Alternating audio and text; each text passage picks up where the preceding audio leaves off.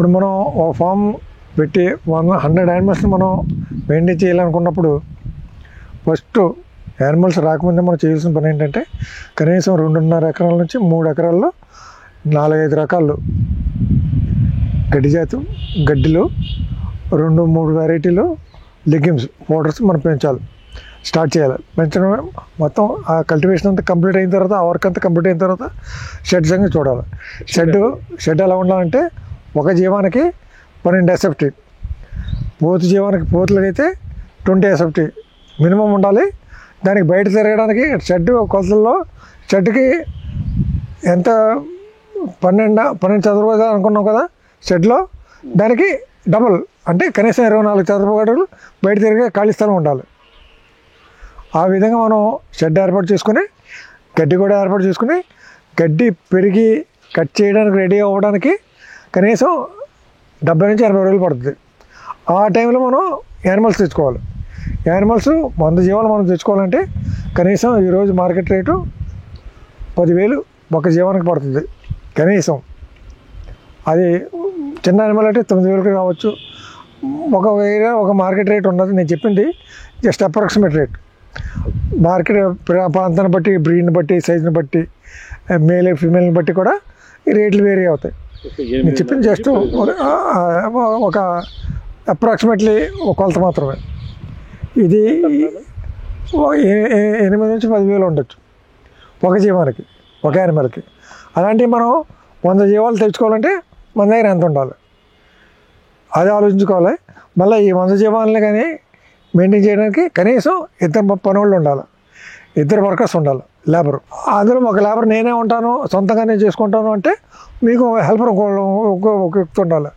అంటే కనీసం మొత్తం ఏదేమైనా సరే 2 వర్కర్స్ ఉంటేనే 100 యానిమల్స్ మనం కరెక్ట్గా మెయింటైన్ చేయగలుగుతాం. 25,000 నుంచి 30,000 ఇద్దరికి నెలకి. అది దానికి మీ ఒక ప్రాంతంలో రేట్లు ఒకలాగా ఉంటాయి, శాలరీస్ అప్ అండ్ డౌన్ అవుతాయి. అతను ఎన్ని గంటలు పని చేస్తాడో, డే అండ్ నైట్ ఉంటాడా, లేకపోతే కనీసం టైమింగ్స్ ప్రకారం వెళ్ళిపోతాడు, షిఫ్ట్ ప్రకారం వెళ్ళిపోతాడు అనే దాని మీద డిపెండ్ అయి ఉంటుంది శాలరీ. అది ప్రాంతాన్ని బట్టి కూడా, వర్కర్స్ని బట్టి కూడా వేరీ అవుతుంది ఆ రేట్ కాస్ట్ అనేది. అది నెక్స్ట్ గడ్డి కాకుండా దానాలు పెట్టాలి, దానాలు మెయింటైన్ చేయాలి. ప్రెగ్నెంట్ యానిమల్స్కి కానివ్వండి, కిడ్స్ కానివ్వండి, దానాలు మెయింటైన్ చేయాలి. పోతులకి సపరేట్గా దానాలు మెయింటైన్ చేయాలి. ఇవన్నీ సంవత్సరం సరిపడా వంటలు మీ దగ్గర ఉండాలి. డ్రై పౌడర్ కానివ్వండి, ఇవన్నీ మినరల్ మిక్చరు, ఇవన్నీ మొత్తం మెడికల్ కానివ్వండి, మొత్తం దాణా అంటే మొత్తం ఇవన్నీ వచ్చేస్తాయండి. మినరల్ మిక్చర్స్ ఇవన్నీ కలిపి నెలకి ఎంత సార్ 100 యానిమల్స్ సగటున? అది మనం చెప్పలేము సార్, ఎందుకంటే కరెక్ట్గా మనం చెప్పలేము. ఇందులో చాలా ఫ్యాక్టర్స్ ఇన్ఫ్లుయెన్స్ చేస్తాయి. గడ్డి పెంచుకోవడానికి మనం లీజ్ ల్యాండ్లో పెంచుతున్నావా, సొంత ల్యాండ్లో పెంచుతున్నావా? సొంత ల్యాండ్లో పెంచుతుంటే మన కల్టివేషన్ చేయడానికి అంటే మెయిన్ గ్రౌండ్ వర్క్ చేయడం, ఎర్త్ ప్రిపరేషన్కి మన దగ్గర సొంత ట్రాక్టర్ ఉందా, అది ట్రాక్టరా, మన దగ్గర స్మాల్ టిల్లర్ ఉందా, చిన్న మిషనరీ, ఏదో ఒకటి మిషనరీ, భూమి దున్నడానికి అది ఉందా, అదిదా, ఇది కూడా మారిపోద్ది. దీనివల్ల కూడా మనకి రేట్ అంటే మనకి కేజీ గడ్డి మనం ప్రొడక్షన్కి మనకి ₹10 పడుతుందా, రూపాయి పడుతుందా, ₹2 పడుతుందా అనేది మనిషికి తేడా ఉంటాయి. ఏమంటే ఒక మనిషి మంచి తెలివి ఆలోచించి రైతు అయి ఉండి అతను వ్యవసాయం మీద అవగాహన ఉన్న వ్యక్తి అయితే అతను తక్కువ ఖర్చులో ఎక్కువ ప్రొడక్షన్ తీయగలుగుతాడు. అదే మన టౌన్లో పెరిగి గడ్డి గురించి కానీ వ్యవసాయం గురించి కానీ తెలియని వ్యక్తి ఈ ఫీల్డ్లో దిగి అప్పుడు గడ్డి వ్యవసాయం మొదలెడితే అతనికి కాస్ట్ ఎక్కువ పెరుగుతుంది. అందువల్ల మనం ఇన్ని యానిమల్స్కి ఎంత ఖర్చు అవుతుందని మనం కరెక్ట్గా చెప్పలేము. ఎన్నో ఫ్యాక్టర్స్ ఇన్ఫ్లుయెన్స్ చేస్తాయండి. అందువలన అంటే 100 యానిమల్స్ కొనడానికి కాస్టు, లేబర్ కాస్టు ఇవన్నీ చూసుకొని, మా దానాల కాస్టు ఇవన్నీ చూసుకొని ఎంత అవుతుంది సార్ 100 యానిమల్స్ మీద మీ ఖర్చు, మీ గురించి మీ ఫామ్లో? అది నేను ఎప్పుడు కరెక్ట్గా క్యాలిక్యులేట్ చేయలేదు. మిషనరీ అంతా బయట నుంచి తెచ్చుకొని చేయడం జరిగింది. ఆ తర్వాత కాలక్రమేణా మన మిషనరీ మనం కొత్తగా కొనుక్కోవడం జరిగింది. అలాగే మనకి ఒక ఇది అంటూ లేదు. ఇప్పుడు షెడ్ వేసామనుకోండి, షెడ్లో చాలా వరకు నా సొంత కలప, సొంత మెటీరియల్ యూస్ చేసుకోవడం జరిగింది. అలాంటి షెడ్ కష్టం ఆటోమేటిక్ తగ్గిపోద్ది. కొత్త వ్యక్తి వేయాలనుకోండి, మొత్తం మెటీరియల్ అంతా బయట నుంచి కొనాలంటే కాస్ట్ పెరిగిపోద్ది. అలాగే మనం ఒక ఫామ్ని ఒక దృష్టిని మనం పెట్టుకోకుండా మన కండిషన్స్ మనం ఏ విధంగా చేస్తున్నాం, పూర్తిగా వర్కర్ మీద డిపెండ్ అవుతున్నామా, లేదా ఒక వర్కర్ని మనం హెల్పింగ్గా తీసుకొని చేసుకుంటున్నామా దాణాలన్నీ మనం బయట నుంచి కొంటున్నామా, ఎంతో నుంచి కొంటున్నాం, మన ట్రాన్స్పోర్ట్ ఛార్జీలు ఆధారం.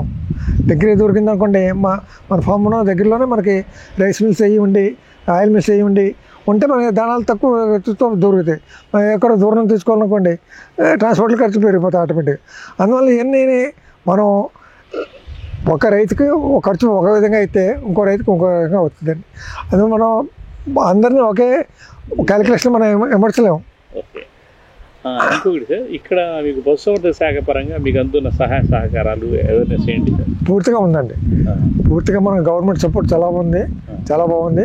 ఎస్పెషల్లీ గొర్రెలు, మేకలు యూనిట్ పెంచడం కానివ్వండి, డైరీ మెయింటెనెన్స్ కానివ్వండి, పశువుల డాక్టర్లు రావడం, పీరియడ్గా చెక్ చేయడం, డివాంగ్ మందులు ఇవ్వడం, నట్ల మందులు ఇవ్వడం, నెక్స్ట్ ఏమో మనకి అడ్వైజెస్ ఇవ్వడం, మనం అడిగినప్పుడు అంటే వ్యాక్సిన్స్ కూడా సప్లై చేయడం, అవసరమైతే వాళ్ళు చేయడం, మొత్తం మనకి ఈ జీవాలకు కావాల్సిన హెల్త్ పరంగా ప్రతి అడ్వైజ్ చేయడం, వాళ్ళు ట్రీట్మెంట్ చేయడం, ఫ్రీ ట్రీట్మెంట్ చేస్తున్నారు, ఫ్రీగా మందులు సప్లై చేస్తున్నారు. ఈ స్కీమ్స్ గురించి కూడా మనకి అవేర్నెస్ తీసుకొస్తున్నారు. ఈ ఎన్ఎల్ఎం స్కీమ్ కానివ్వండి, లేదంటే ఇతర గవర్నమెంట్ స్కీమ్స్ ఏవైతే ఉన్నాయో అన్నీ మనకి రైతులకి తెలియజేయడానికి వాళ్ళు ప్రైవేట్ క్లాసులు కండక్ట్ చేయడం, అవేర్నెస్ ప్రోగ్రామ్స్ కండక్ట్ చేయడం చేస్తున్నారు. డిపార్ట్మెంట్ తరఫుగా మనకి గవర్నమెంట్ తరఫు నుంచి ప్రతి సౌకర్యం చాలా బాగుంది. రైతుల మీద పశుగ్రాస విత్తనాలు సప్లై చేస్తున్నారు. పశువులు మన ఫార్మ్స్ మెయింటైన్ చేయడానికి సబ్సిడీ స్కీమ్స్ కూడా చాలా ఉన్నాయి. ఎన్ఎల్ఎం స్కీమ్ అయితే ఒకటే ఎక్కువగా పాపులర్ అయింది, కానీ అంతకుముందు నుంచి ఈ సబ్సిడీ స్కీమ్స్ చాలా ఉన్నాయండి. చాలా ప్రోగ్రామ్స్ ఉన్నాయి, అవి చాలా ఉన్నాయి. అయితే ఈ 50% సబ్సిడీ అనేది ఎన్ఎల్ఎం స్కీమ్లో ఉంది. అది కొద్దిగా అందరికీ పబ్లిసిటీ కావడం వల్ల అట్రాక్ట్ అవుతున్నారు. 15%, 30%, 25% ఇలాంటి స్కీమ్స్ చాలా ఉన్నాయండి. అంటే చిన్న స్కీమ్స్, అంటే 50 లక్షలు, 2 లక్షలు, 4 లక్షలు అలాంటి స్కీమ్స్ ఉన్నాయి. యానిమల్స్ కూడా తక్కువ యానిమల్స్ అలాంటి స్కీమ్స్ చాలా ఉన్నాయండి, ముందు నుంచి ఉన్నాయి. ఎన్ఎల్ఎం స్కీమ్ అనేది 100 to 500 యానిమల్స్ వరకు, అంటే మరి 10 లక్షల నుంచి ₹1 కోటి వరకు ఉంది స్కీమ్. ఇది ఒకటే. అందులో ఈ స్కీమ్లో రూల్స్ అండ్ రెగ్యులేషన్స్ చాలా ఫ్లెక్సిబుల్గా ఉండడం వల్ల చాలామందికి అవకాశం దొరికింది ఈ స్కీమ్లో రావడానికి. ఇప్పుడు మనకి ఫామ్ మెయింటైన్ చేయడం, జీవాలు తీసుకురావడం, వాటి హెల్త్ పరంగా మనం జాగ్రత్తగా చూసుకోవడం, నెక్స్ట్ వాటిని మేపు పద్ధతులు, ఇవంతా ఒక ఎత్తు. అంటే ఫామ్ మెయింటైన్ చేయడం, జీవాలు పెంచి మార్కెటింగ్ స్టేజ్కి తీసుకురావడం ఒక ఎత్తు అయితే, తయారైన జీవాలనే మార్కెట్ చేసుకోవడం ఒక ఎత్తు. అది ఒక ప్రాంతాన్ని బట్టి ఒక్కొక్కరికి కొన్ని అవకాశాలు కలిసి వస్తాయి, కొంతమందికి అవకాశాలు దూరంగా ఉంటాయి. దాన్ని మనం చేయాలి. మనకు ఉన్న అవకాశాలు ఏంటి అనేది ప్రతి రైతు ఫామ్ ఉన్న పరిస్థితిని బట్టి, ఉన్న లొకేషన్ బట్టి, ఆ మార్కెటింగ్ ఎంత దూరంలో ఉంది, ఎంత రేడియస్లో ఉంది అనేది చూసుకొని ఫామ్ మెయింటైన్ చేయాలి. ఫర్ ఎగ్జాంపుల్ నా ఫామ్ వస్తే నేను కడప హెడ్ క్వార్టర్స్లో ఉన్నాను. చుట్టుపక్కల విలేజెస్ కానివ్వండి చాలా ఉన్నాయి. నెక్స్ట్ కాకినాడ టౌన్ అనేది జిల్లా హెడ్ క్వార్టర్స్ నాకు 10 కిలోమీటర్ దూరం, 8 కిలోమీటర్ దూరంలో ఉంది. అక్కడ నుంచి కూడా నాకు మార్కెట్ వస్తుంది. నెక్స్ట్ పెళ్ళిళ్ళకి, పండగలు, దసరా, బక్రీదు, సంక్రాంతి ఇలాంటి పండగలకి సీజను, అంటే బిజినెస్ ఎక్కువ అవ్వడానికి అవకాశం ఉన్న సీజను, బ్యాచ్లు. అంటే ఈ సీజన్కి మనం సంక్రాంతి సీజన్, లేదా బక్రీద్ సీజన్కి, లేదా దసరా సీజన్కి మనం ఈ బ్యాచ్ తయారు చేయాలి అని ముందుగా ప్లాన్ చేసుకుని ఎన్ని నెలల్లో అది వస్తుంది, పండుగ వస్తుంది అంటే మనం ఎన్ని నెలల ముందు నుంచి మనం బ్యాచ్ రెడీ చేసుకోవాలి, పెంచుకుంటే అప్పటికి మనం రెడీ చేయగలం. అనే విధంగా కొద్దిగా తెలివిగా ఉపయోగించుకొని కొద్దిగా ముందు చూపుతోటి వ్యవహరించి స్టాక్ మనం రెడీ చేసినప్పుడు మార్కెటింగ్ అనేది ఈజీ అవుతుంది. దట్టు మార్కెట్లో ఇంతవరకు ఉన్న పద్ధతి ఏంటంటే యానిమల్ చూపించి యానిమల్ని బట్టి కాస్ట్ చెప్పడం. రైతు అలాగే చెప్తాడు, మన అంటే ఫామ్ ఎవరైతే మెయింటైన్ చేస్తున్నారో వాళ్ళు, కస్టమర్ కూడా అంచనాగా బేరం అవ్వడం జరుగుతుంది. ఈ 2 పద్ధతులు కాకుండా మన ఏరియాలో రీటైల్ మార్కెట్లో మటన్ ఎంత ఉంది, దాంట్లో కనీసం 50% to 60% రేటుకి మనం లైవ్ యానిమల్ మనం తూకం మీద అమ్మినప్పుడు మనకు ఉపయోగకరంగా ఉంటుంది. అంటే ఇటు రైతు నష్టపోకుండా, అటు కస్టమర్ నష్టపోకుండా బ్యాలెన్స్డ్గా ఉంటుంది. బార్గెనింగ్ సిస్టమ్ లేకుండా ఒక మంచి అండర్స్టాండింగ్ తోటి బిజినెస్ చేయడానికి అవకాశం ఉంటుంది. ఇది యానిమల్ లైవ్ వెయిట్ మీద అమ్మినప్పుడు. లైవ్ వెయిట్ మీద అమ్మడం అనేది మన చుట్టుపక్కల ఉన్న మార్కెట్లో మటన్ రిటైల్గా ఎంత ఉంది అందులో 50 to 60% లైవ్ వెయిట్ మనం ఇస్తాం. అది కరెక్ట్ రేట్. మన ఎవరు నష్టపోకుండా బ్యాలెన్స్డ్గా ఉన్న ఒక సిస్టమ్ అది. ఆ విధంగా మనం